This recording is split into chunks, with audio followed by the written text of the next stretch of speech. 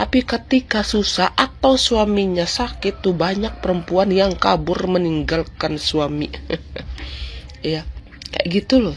Memang pernikahan itu seperti itu, Pak. Ya, pernikahan itu tuh mereka berjanji.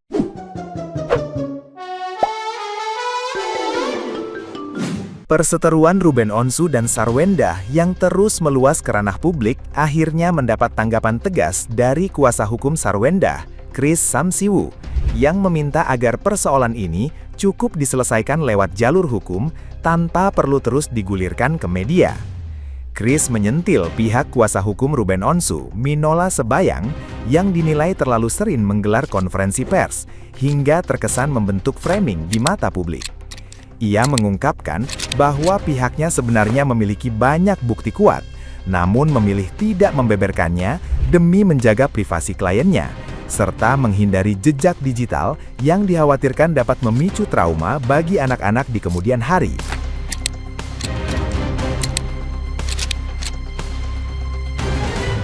Chris turut mengingatkan Minola agar lebih bijak dalam menyaring informasi sebelum disampaikan ke publik, alih-alih langsung membagikan semua yang disampaikan klien. Ia menegaskan bahwa dalam perebutan hak asuh anak, sejatinya tidak ada pihak yang benar-benar menang. Sebab terbongkarnya aib rumah tangga ke publik menandakan kedua belah pihak sama-sama mengalami kekalahan.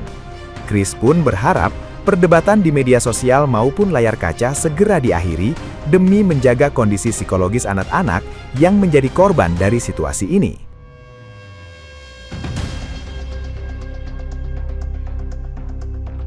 Nah, gimana nih menurut netizen yang terhormat? Silahkan berkomentar ya. Kemarin, pihak dari si Jendes bilang begini, kami harap dari pihak mantan suami tidak banyak wawancara, karena bisa mengakibatkan penggiringan opini. Guys, coba kalian lihat, yang warawiri diwawancara, nangis-nangis di depan media, ya, yang kasih bukti fakta seiprit siapa? Ketika wartawan tanya dan punya bukti dan punya fakta, ya dijawab, ya. Lagian dari pihak si Jendes kan sudah melontarkan beberapa tuduhan-tuduhan. Ketika media tanya ke pihak mantan suami, ya dijawab dengan fakta dan bukti. Nggak ada yang kebanyakan wawancara dari pihak mantan suami, lu aja yang dong-dong otaknya, ya. Bahas gugatan hak asuh anak, ya, isinya bahas tentang pinjol, penyakit 3 huruf, perselengkian, apalah di luar konteks ini, ya. Yang menggiring-menggiring opini itu dari pihaknya Jendes, ya, dari kuasa hukumnya, ya. Tolong kalau diwawancara jangan playing victim, ya. Dari mantan suami itu menjawab tudingan dari kalian. Jangan amnesia, gue bilang, ya. Gue tegaskan lagi, jangan amnesia. Kenapa? Lu kebingungan ya, gak ada bukti sama fakta? Nah, jangan main edit-editan, udah gak zaman sekarang. Ngerti gak? Dasar. Sarwenda, ini saran dari gue. Mendingan lawyer lu tuh lo ganti, ya. Biar tidak, biar nggak runyam gitu loh. Penggiringan opini itu bikin rusak gitu loh, ya. Dulu dia ngomong itu mantan ayah. Sekarang dia ngomong, kemarin dia ngomong lagi ya kan, nanti kalau ibunya sering disakitin, anaknya akan makin membenci, ya. Terus waktu ini lagi dia ngomong katanya uang 200 juta itu untuk nafkah suami istri, ya. Sementara kan lo tahu sendiri dan lo ngerasain sendiri, bener gak? Sewaktu kalian bersama, sewaktu kalian menikah, jangankan 200 juta, ya, itu kompor gas lo, ya, yang buat lo masak terasi itu seharga 1 miliar, ya kan? Lo sendiri yang bilang kan? Terus belum barang-barang branded yang ada di wardrobe lo tuh, ya nggak? Kalau tidak ada si Ruben, lu nggak punya. Jangankan lu menikmatin kompor gas yang untuk masak terasi busuk lu masak di situ 1 miliar harga kompornya, ya kan? Kalau tanpa Ruben nggak bisa, ya. Mendingan lu ganti lawyer lu, percayalah. Terus lagi ya, terus dia ngomong lagi masalah. Sekarang permasalahan adalah bank CIMB. Itu yang dijadikan permasalahan. Seharusnya ya, kalau memang menunjukkan bukti, jangan menunjukkan merek, ya kan? Bener nggak? Tunjukkan aja buktinya gitu, ya. Ini merek lu fitnah mulu, ya. terus pinjol lu omongin, ya kan? Sekelas Ruben pinjam pinjol berapa juta sih keluarnya? Sampai pusing gue ngurusin si, ya titisan apa mau gue bilang ya. Ada yang habis sidang nih, tapi kagak jadi karena katanya moderatornya nggak bisa datang. Yang pihak satunya sih nggak usah dikomen ya, karena statementnya pasti seperti itu. Urusan anak udah titik. Nah ini nih yang lagi satu ditanyain wartawan udah kayak konferensi pers, ngejelasin masalah nomor handphone lah, masalah pinjol lah, masalah sakit lah, masalah apalah, semuanya pokoknya dijelasin. Jadi gini, mereka ini kan udah bercerai, dan yang dikasuskan sekarang ini sampai ke ruang persidangan itu kan hak asuh anak. Jadi nggak usah melebar kemana-mana gitu loh ya kan. Tapi mereka tuh kayaknya hobinya kayak mancing-mancing gitu loh. Jadinya kayaknya masalah ini nggak bakalan kelar-kelar. Ada aja gebrakannya. Sebenarnya yang drama itu siapa sih? Yang suka drama itu siapa? Kok masalah yang udah selesai bertahun-tahun lalu jadi diungkit-ungkit lagi? Ya kalau pihak RO tidak menyanggah pernyataan-pernyataan liar dari pihak R, akan jadi perdebatan publik dan akan seolah-olah menjadi pembenaran. Jadinya si RO dia klarifikasi lagi, ngejelasin lagi, nunjukin bukti lagi. Ya udah kayak nggak habis-habis. Sekarang ada lagi pancingan yang baru. Padahal masalah utamanya itu ya udah hak asuh anak. Malah sekarang jadi terbongkar deh aib-aibnya, yang sering ke Singapura kek, yang ya sering ke sini kek, sering ke situ kek, sama ini kek, sama itu kek, gitu ya kan. Ya aku nggak paham deh sama ibu yang satu ini ya. Kalau katanya ingin menjaga mental anak, seharusnya lu tuh calling down gitu. Masalah lu sama bapaknya udah selesai, ya udah, yang dimasalahin apa itu aja yang diselesain, nggak usah lagi kemana-mana. Ya bener sih kata RO, dia tuh kalau dia ajak ngomong suka nggak nyambung dan suka muter-muterin, ya pantas saja capek gitu ya kan. Dia ngomongnya apa, jawabnya gimana, ya kan bingung.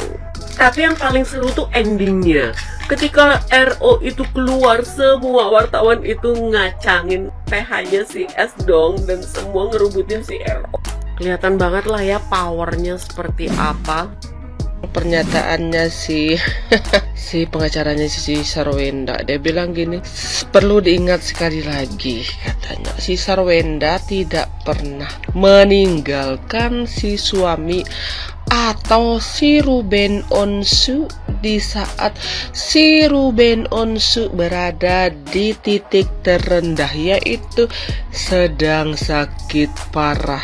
Enggak, klien kami tidak meninggalkan dia. Aduh, semakin lama, semakin tinggi jabatan, semakin kurang pengetahuan.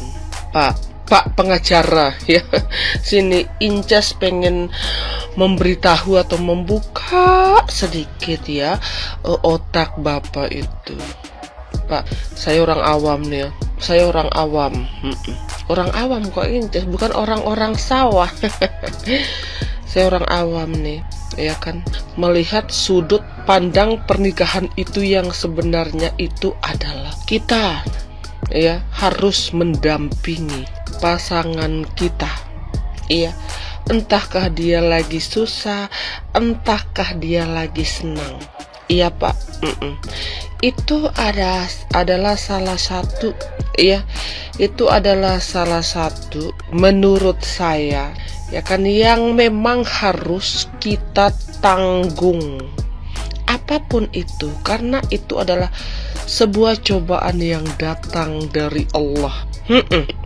Gitu loh Pak. Ya jadi jangan Anda di sini menggiring ya seolah-olah pernikahan itu ketika kita senang saja, ini banyak perempuan yang bertahan. Tapi ketika susah atau suaminya sakit tuh banyak perempuan yang kabur meninggalkan suami. Ya, kayak gitu loh.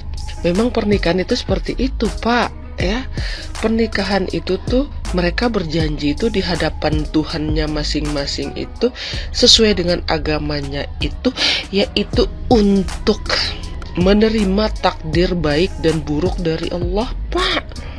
Bukan hanya ketika kita memang suami lagi banyak uang, terus suami selalu meratukan kita, bukan itu aja tempat kita bertahan, Pak. Justru, Pak, ya justru di saat-saat kritis seperti itu harus orang istri itu bertahan. Kayak gitu loh, Pak. Ya, jadi salah penyampaian Bapak.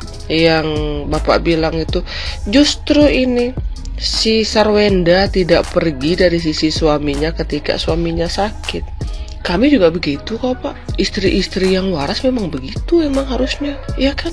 Karena menjalankan rumah tangga ini bukan tentang kebahagiaannya saja yang harus kita cap, Pak, bukan, ya kan? Bahkan tentang kesedihan, tentang takdir-takdir buruk itu harus bersama, Pak. Ya, itu alur ceritanya rumah tangga ini. Iya, kayak gitu loh. Jadi memang wajib itu sebagai istri.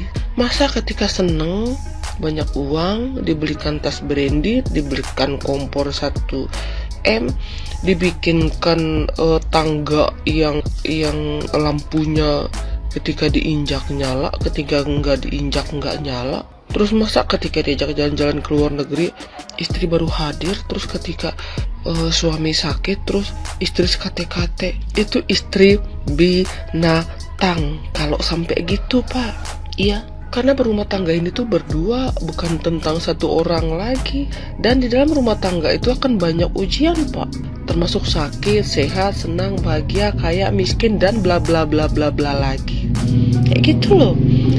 Jadi kami juga para istri biasa ini, kalau sakit suami kami, Pak, juga begitu, selalu mendampingi.